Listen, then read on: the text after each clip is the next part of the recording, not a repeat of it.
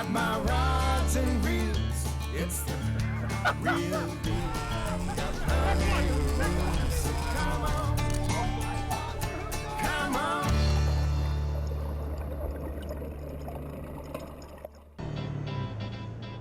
Welcome back to Baja, Mexico. I drove all the way down here from Southern California with my crew to show all of you at home what an amazing experience this place can be. With quaint coastal towns, historic missions, breathtaking vistas, great food and art districts, the Baja Peninsula is a place you just have to experience by car. We just spent an amazing week relaxing at the Hotel Buena Vista, fishing with my longtime friends, the Valdez brothers. Now I'm heading just west of here to the historic coastal town of San Jose Del Cabo. Having never spent much time in San Jose Del Cabo, it's really a classy place. I'm absolutely thrilled to check out all the exciting new developments the city has all my fishing friends talking about. You can see the classy, manicured ambiance that exudes a feeling of luxury. Wow, I think I just found my new Southern Baja getaway, and I can't wait to see the new marina. As I pull into Puerto Los Cabos, I realize this place is a lot more grandiose than I expected. It's a spectacular destination resort situated on 3 miles of white sandy beaches along the coast where the Sea Cortez literally meets the Pacific Ocean. The recent developments have really taken San Jose Del Cabo to a new level. Stunning private communities, beautiful parks, 2 signature golf courses, and an exuberant world-class marina. It's where luxury mingles with traditional Mexican culture. Puerto Los Cabos certainly has it all. As I pull into the Hotel Algonzo, I quickly realize this place is special and unlike any boutique hotel I've ever visited in the past. Welcome to the Hotel Ganso. This is Gregorio. Follow me, please. I'm going to show you. This hotel screams style, creativity, originality, and service, not to mention comfort and luxury.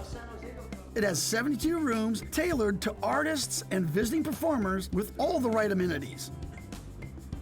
Situated alongside the marina, this boutique hotel is adorned with custom furnishings and original art decor that sets a visual tone against the natural backdrop of the surreal ocean views. It's an experience where guests can enjoy and indulge Los Cabos like never before. I can't tell you how excited I am to go fishing the next few days. IGFA Anglers Digest is brought to you by Mojo Apparel. It's time to get your mojo on. By Cobian Footwear. Step into performance, step into quality, step into Cobian. And by the Los Cabos Tourism Board, making sure all your fishing dreams come true. So the boat we were originally scheduled to go and fish with today had engine problems. We called the Valdez family right back over in Rancho Buena Vista, and they were so kind to us again, setting us up as they had in the past. So about 9:30, here comes this beautiful 35-foot Cabo up to the dock. Jorge, ¿qué onda? Memo. Jorge, excelente. Luis, Guillermo, Memo. All righty. Well, hey, Carmen, we need some carnadas, no? We did buy about 20 green jacks, the caballitos. They're a really hardy little bait, and it's always nice to know that when you go offshore having that quality of bait in your tanks. And the guys go, wait a minute, we're not just gonna keep these caballitos for live bait. The tunas have been so easy to make. Let's just go out here and we'll troll for a couple of black skipjack and get some tuna for the tuna tubes in case we really get in some marlin. So we only got about a mile or 2 away from the harbor, put out the lines, and bingo, bingo, bingo, pop. Caught about 6, 7 beautiful black skipjack, put them in the tubes, and here we are at 10:30 in the morning, great tanks of bait, beautiful slick calm weather, and we are feeling our mojo. We got it all going on. Woo! I love fishing with Luis. This is great, because this guy knows the fun way to fish. What we're gonna do is we're gonna put 4 teasers, right? Yeah. No hooks. No hooks. We've got the beautiful little Fox 20, 30-pound tournament special with a live caballito lined up to pitch to a marlin that we see. Yeah. Now, Luis, you have a very important job, my friend, because when we see that fish, you have to bring the fish to me. Hunt for the marlin, okay? Captain had a great plan. He said, let's get out about 10 miles. That's where they've been seeing some marlin, and he heard some chatter on the radio, so we already had some pretty good fish dope to run out for. Sure. These are perfect conditions for a striped marlin fishery. And the reason why I say that is the water's super calm and there's no clouds. It's excellent visibility to see these fish finning, sleeping, feeding. Because striped marlin, unlike the blues and blacks, they spend a great portion of their time at the surface. So conditions are perfect for what we're doing here today, looking for marlin. Just raised one on the teaser. I got the live bait back there. Hopefully the vibration of this bait swimming is going to pick up that fish to come on it. Well, the first fish we didn't get a shot at. It came in on that Williamson big rubber mackerel and it faded. And I thought, doggone it. Oh my God, are these fish just so full of food already? They're not going to be eaten. So about 1:45, Daryl, cameraman, he sees a jumper off on the right side. Jumper right there. Right there, right up the bow. So we turned on it. Because a lot of times you may see one fish jumping, but there might be 2 or 3 in the area. There it is. The fish comes in the pattern, looks like a nice striped marlin.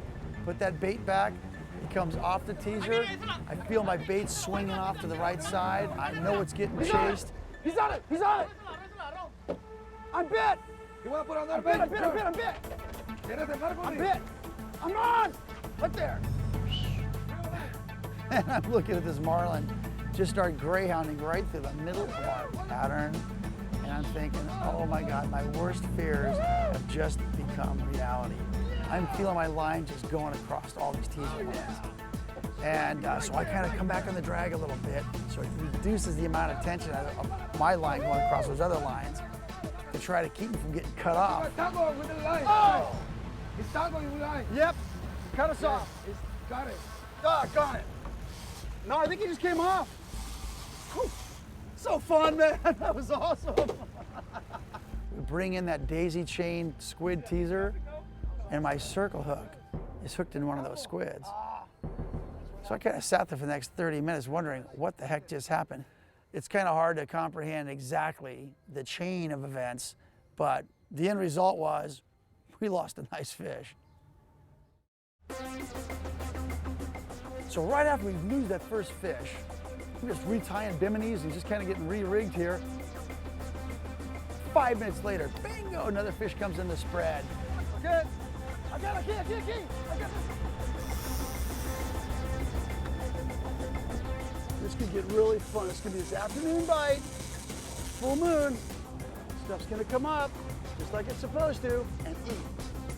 So I said to myself, wow, this game right now is getting really good, and the rest of this afternoon could be an epic day in San Jose Del Cabo. I gotta finish the knot. I was still working on my knot, man. It's like, forget the knot, I'm gonna fish.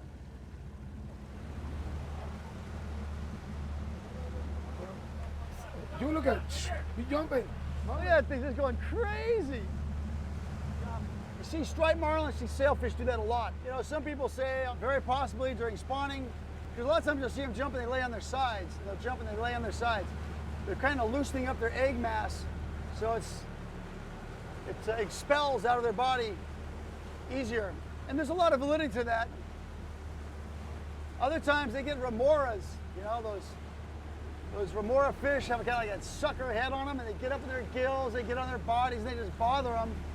So sometimes you'll see them jump like that to try to shake a remora off of them. But other times, you know what? I think they're almost like porpoise. They just do it because it feels good. Fun to watch. So the captain says, we got a good concentration of fish here. We got these beautiful live baits. Why don't we just put live baits out, slow troll them out here doing circles on top of these fish and see if we can't get them just come up on these live baits. I love that idea. I love that idea. We can't cover as much ground, but we've already found that body of fish. So we converted from lure tease fishing to all live bait fishing. Okay, Marlin, come on. So we did fish those live baits for about an hour and didn't get bit. So kind of losing patience with that technique, we thought, well, let's go back to lures, cover a little more ground, maybe find another concentration of fish. Winding those baits. As we're putting the lures back out, here comes a marlin, comes into the spread. Again, when we're not fully ready for it, but I pitched back one of those caballitos. I'm bit! Look at it. There it is. Talk about a day to have your mojo on. This is the day. All right. Woohoo! Nice! Just a little guy. Fun! Sweet! Hooked up about a 100-pound stripey. Put on a great little show for us. Striper. Little guy. Oh, what a fun little fish. It's truly a wild ocean, and everybody wants to keep it that way. And it had a big remora on it. And we saw it climbing all over its body, and finally it separated right when we were coming up to the wire and swam away from it. But I had explained earlier that I thought, you know, the reason why a lot of these fish are jumping around out here is because these remoras are all over their bodies, and they're just trying to shake them off. Beautiful job, Luis. Jorge, great job. Okay, guys. Woo! Let's get another hook on. Yes. Get another one, guys. So half hour later, Daryl again, looking out. He goes, there's 3 marlin right there. We spin on it. Sure enough, they come into the pattern. Both Luis and I pitch baits. We got the baits out in our hands, and all of a sudden the long shotgun lure, it goes off. All right, you pitch. Pitch.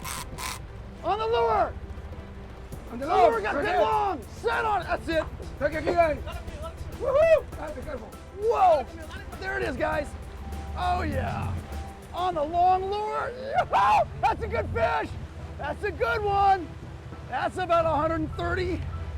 Oh, he's just so mad. Look at him. Oh, he's just greyhounding.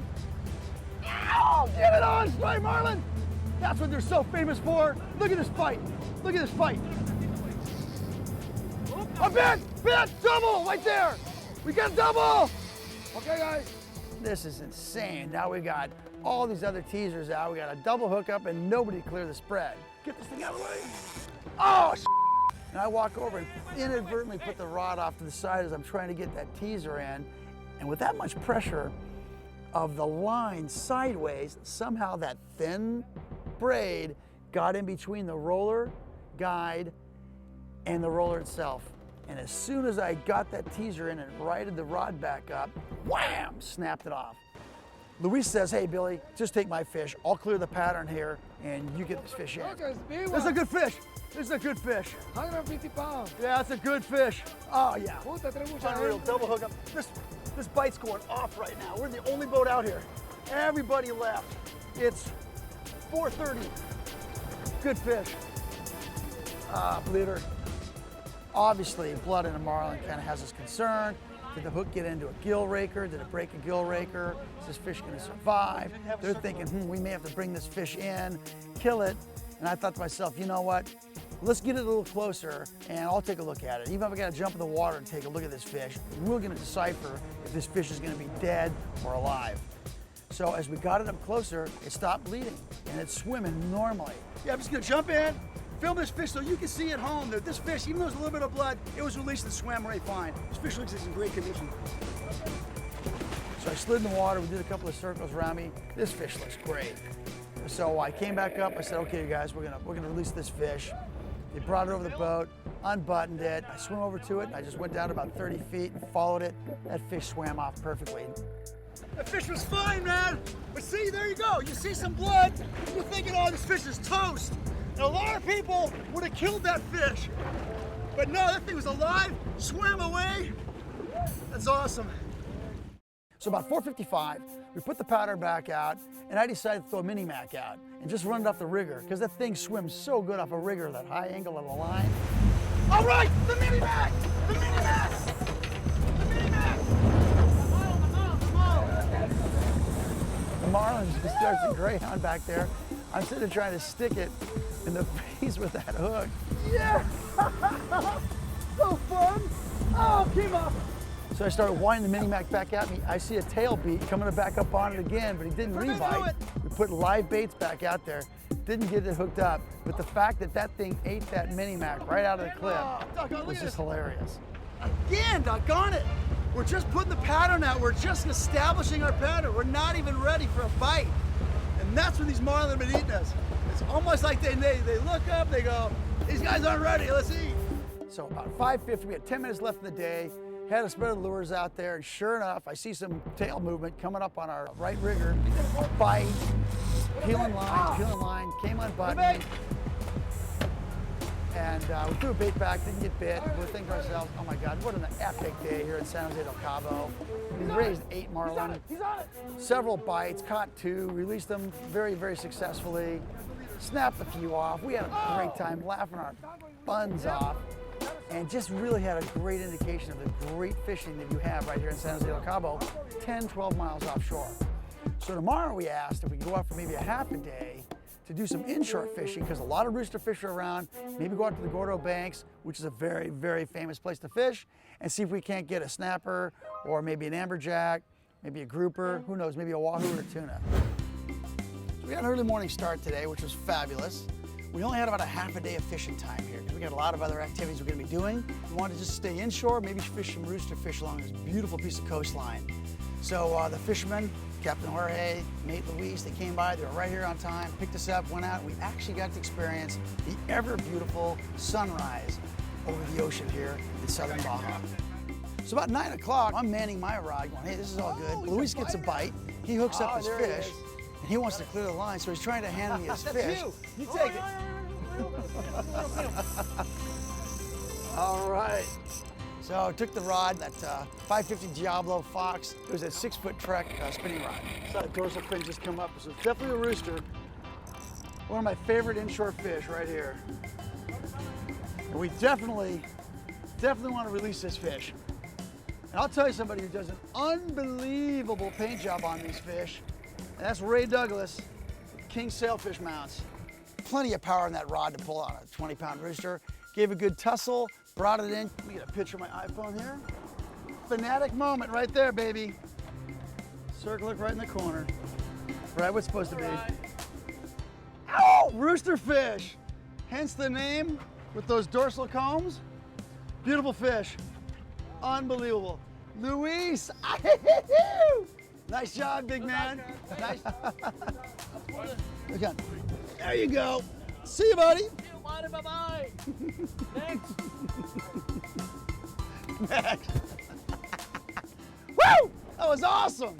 Just right after 9:30, we get another bite. I get bit on that same rod, that 6-foot Trek, 550 Diablo. All right. Good. Look out. Oh, yeah. The other one. So cool. So cool. Good bite. Yeah. He's gonna get really good when he really realizes he's hooked. That's it.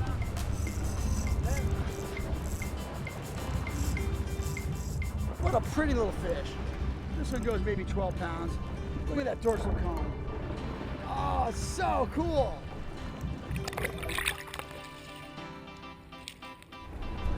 Little rooster. That goes what, 12 pounds? Yeah. 10, 12? Yeah, 12 pounds. Fun stuff. Look at that. All right, boys. Give him the release, man. Okay. Adios. Adios. Adios, amigo. Till next time. I'm telling you, man, the marlin stuff offshore is awesome. Of course, you're catching a big, beautiful fish, jumping and splashing. I come along the shoreline, just slow trolling up and down where you can just relax, look at the onshore environment as well as the inshore environment, hooking fish like that. Does it get any better? You tell me, does it get any better? IGFA Anglers Digest is proudly sponsored by Fin Addicts, Fox Travel Rods, Tough Line, Halco Lures, King Sailfish Mounts, and NCMC Wild Oceans.